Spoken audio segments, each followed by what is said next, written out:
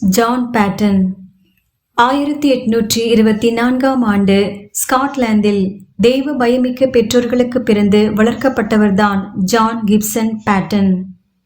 வாணிகம் செய்து வந்த ஜெப வீரரான அவருடைய தகப்பன் வீட்டில் ஒரு அறையை தனியாக ஒதுக்கி அதற்கு பரிசுத்த ஸ்தலம் என்று பெயரிட்டு அதில் தினந்தோறும் 3 வேளையும் ஜெபிப்பதை வழக்கமாக கொண்டிருந்தார். தன் குடும்பத்திற்காகவும் ஸ்காட்லாந்து நாட்டிற்காகவும் உலகம் முழுமைக்காகவும் தன் உள்ளத்தை ஊற்றி ஜெபித்த ஜானின் தகப்பனின் இந்த ஜெப வாழ்க்கையானது பிற்காலங்களில் ஜான் தன் தகப்பனைப் போலவே கிறிஸ்துவோடு நடக்க பேருதவியாக இருந்தது. ஜானின் தாயாரும் கூட அவருடைய தகப்பனைப் போலவே சிறந்த விசுவாசமும் தேவபக்தியும் உள்ளவராக விளங்கினார். சிறு வயதிலேயே கிறிஸ்துவை தன் சொந்த இரட்சகராக ஏற்றுக்கொண்டிருந்த ஜான் தன்னை ஒரு நற்செய்தி பணியாளனாக ஆயத்தம் செய்ய ஆவல் கொண்டிருந்தார். இதற்காக கிளாஸ்கோ நகரத்தில் இறையியல் கற்க வேதாகம கல்லூரியிலும் இணைந்தார். கிளாஸ்கோ நகரின் ஒரு பிரிவில் உள்ள தாழ்த்தப்பட்டோருக்காக மிஷனரி ஸ்தாபனத்தில் சேர்ந்து கிறிஸ்துவின் சேவையில் தன்னை இணைத்துக் கொண்டார்.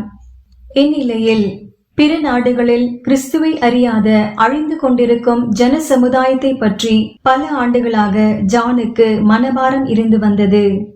அந்த காலகட்டங்களில் தானே நியூ ஹெப்ரைட்ஸ் என்னும் தீவுகளில் ஊழியம் செய்ய மிஷனரிகளின் தேவையை பற்றி கேள்விப்பட்டார். தேவ சித்தத்தை அறிந்து கொள்ள தேவ சமூகத்தில் இதற்காக ஜெபித்த போது, இதுவரை அங்கு ஊழியம் செய்ய எவருமே ஒப்பு கொடுக்காததால் நீ எழுந்து உன்னை அர்ப்பணி என்ற தேவ சத்தத்தை தொடர்ந்து ஜான் பேட்டன் நியூ ஹெப்ரைட்ஸ் பகுதிக்கு கடந்து செல்ல தன்னை முழுவதுமாக ஒப்பு கொடுத்தார். ஜான் பேட்டன் நியூ ஹெப்ரைட்ஸ் பகுதிக்கு செல்ல ஆயத்தமாய் இருப்பதை அறிந்த கிளாஸ்கோ நகர மிஷன் ஸ்தாபனம் அவரை அப்பகுதிக்கு அனுப்பி வைக்க மறுப்பு தெரிவித்தது. ஜானின் ஊழிய தரிசனத்தை அறிந்த ஒரு பெரியவர் ஜானிடம் வந்து, நீ அந்த பகுதிக்கு போக வேண்டாம், ஏனெனில் நர மாமிச பட்சினிகள் உன்னை கொன்று தின்று விடுவார்கள் என்றார். அதற்கு ஜான் பேட்டன் சிரித்தபடியே, பெரியவரே, நீங்கள் வயது சென்று சில நாட்களில் மரித்து அடக்கம் செய்யப்படலாம். உங்கள் உடலை மண்ணுக்கடியில் புழுக்கள் அரித்து சாப்பிடும். நான் கிறிஸ்து இயேசுவை கனப்படுத்தி அவருக்கு கீழ்ப்படிந்து அவரை சேவிக்கும் போது என் உடலை மனிதர் சாப்பிட்டால் என்ன, புழுக்கள் சாப்பிட்டால் என்ன என்று கேட்டார்.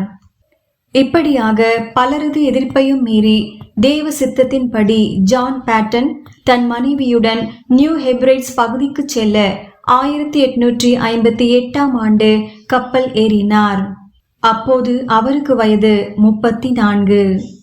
தென் பசிபிக் கடலில் ஆஸ்திரேலியாவில் இருந்து 1400 மைல்கள் வடகிழக்காக அமைந்துள்ள தீவுகளின் கூட்டமே இந்த நியூ ஹெப்ரைட்ஸ் என்னும் இடமாகும். இங்கு வாழ்ந்து வந்த மக்கள் பண்பாடற்றவர்களாகவும் மனித மாமிசத்தை புசிக்கிறவர்களாகவும் காணப்பட்டனர்.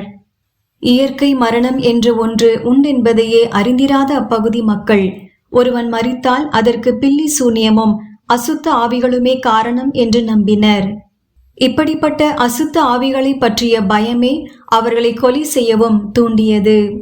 அசுத்த ஆவிகளிடமிருந்து தங்களை பாதுகாக்க அநேக விக்கிரகங்களையும் மந்திரங்களையும் மந்திரவாதிகளையும் ஏற்படுத்தினர். இதனால் மந்திரவாதிகள் அப்பகுதியில் பெரும் அதிகாரத்தையும் செல்வத்தையும் பெற்றிருந்தனர்.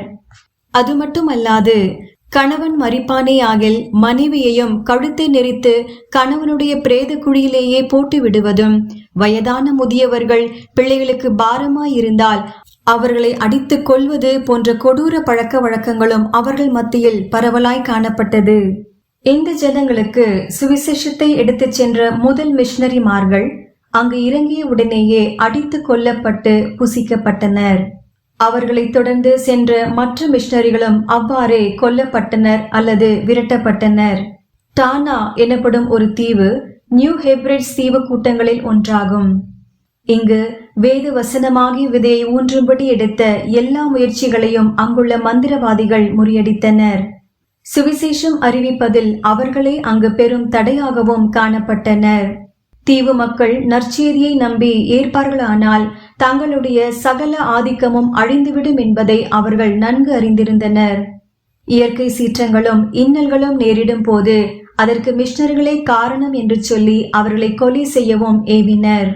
இப்படிப்பட்ட தீவில்தான் ஜான் பேட்டனும் அவரது மனைவியும் வந்திறங்கினர்.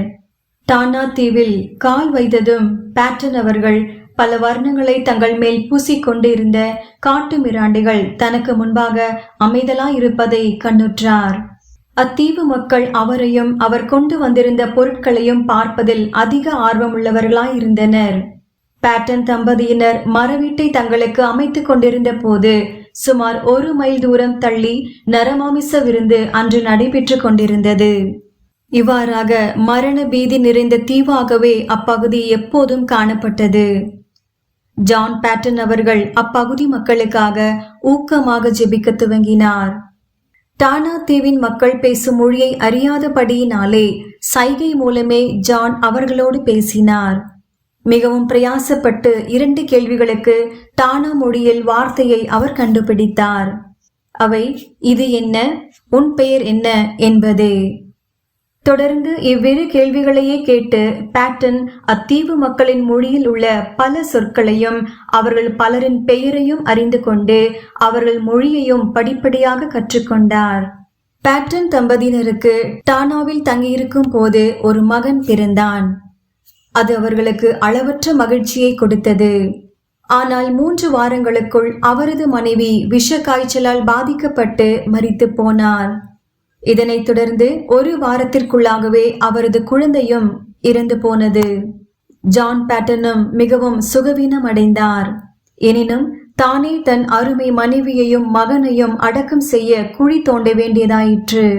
தாங்க முடியாத துக்கமும் மனவேதனையும் அடைந்ததாக ஜான் பேட்டன் அச்சூழ்நிலையை வர்ணித்துள்ளார்.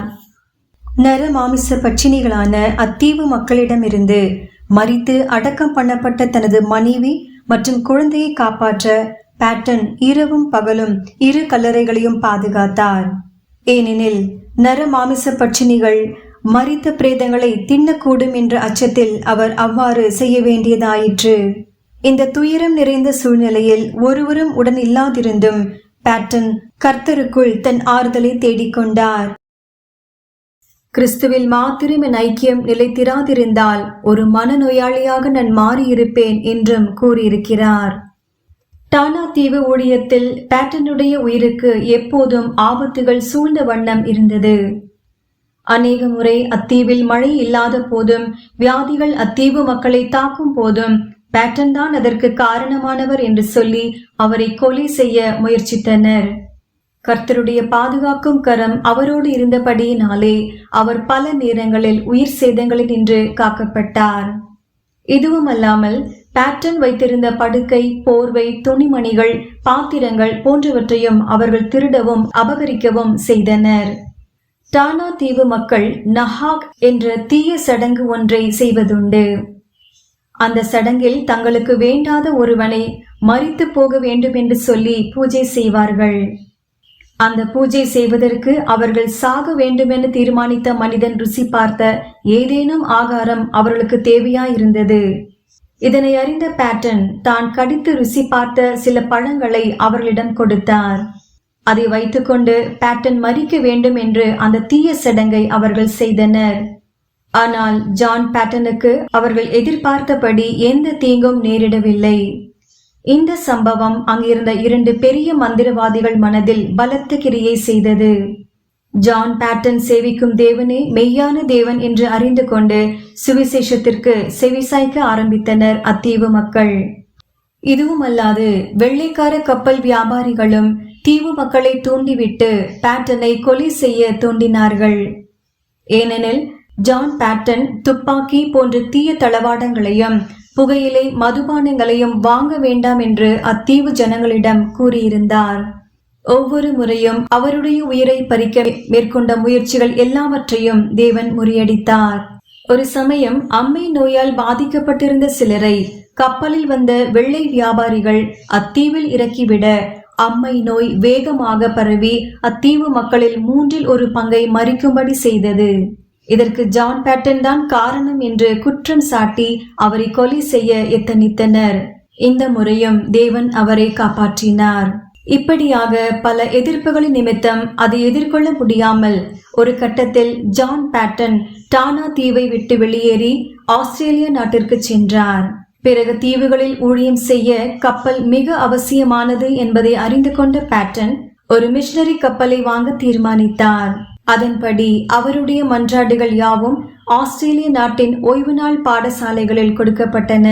அவருடைய வேண்டுகோளுக்கு இணங்க சிறு சிறு காணிக்கைகளும் நிதிகளும் திரட்டப்பட்டு டே ஸ்பிரிங் என்ற ஒரு கப்பலை மிஷனரி உபயோகத்திற்கென்று வாங்கினார். நியூ ஹெப்ரைட்ஸ் தீவுகளில் பணியாற்ற ஞாயிறு பள்ளி பிள்ளைகளின் சிறு காணிக்கைகளும் ஜெபங்களும் ஒரு கப்பலையே வாங்கும்படி செய்தது.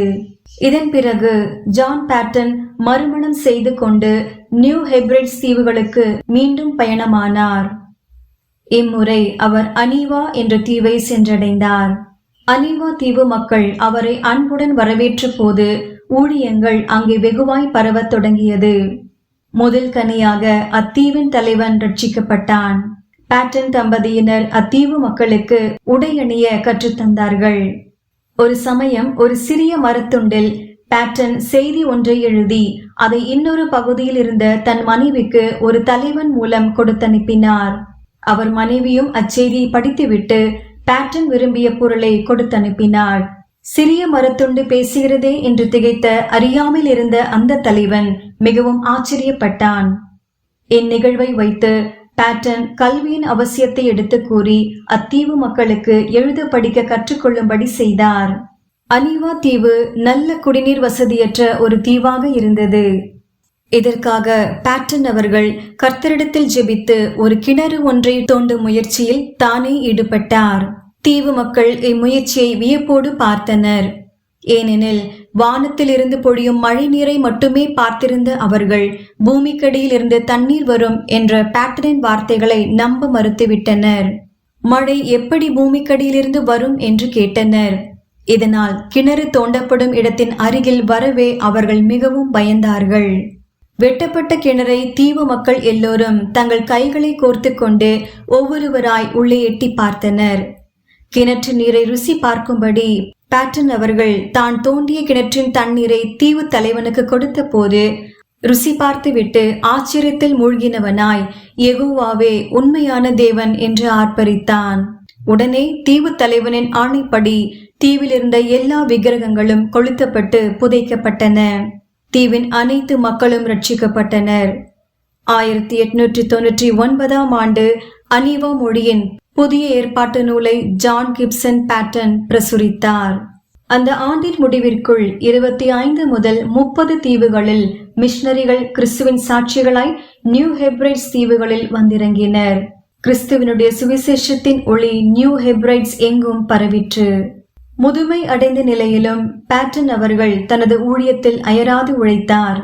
முன்பு ஜான் பேட்டனை கொல்ல முயற்சித்து அவரை வெளியேற்றிய டானா தீவில் பேட்டனின் மகன் ஊழியம் செய்து கொண்டிருந்தார். முன்பு பேட்டனை வெளியேற்றிய அத்தீவு மக்கள் மெல்ல மெல்ல கிறிஸ்துவை ஏற்றுக்கொள்ள ஆரம்பித்தனர்.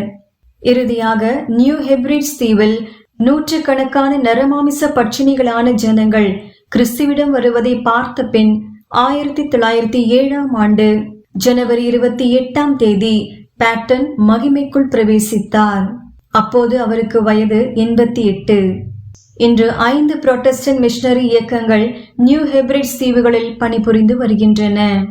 டானா தீவு உட்பட எல்லா தீவுகளிலும் ஜான் கிப்சன் பேட்டன் அவர்களின் ஓயாத ஊழியத்தின் பலனாக இன்றும் ஏராளமான மக்கள் கிறிஸ்துவை சேவித்து வருகிறார்கள்.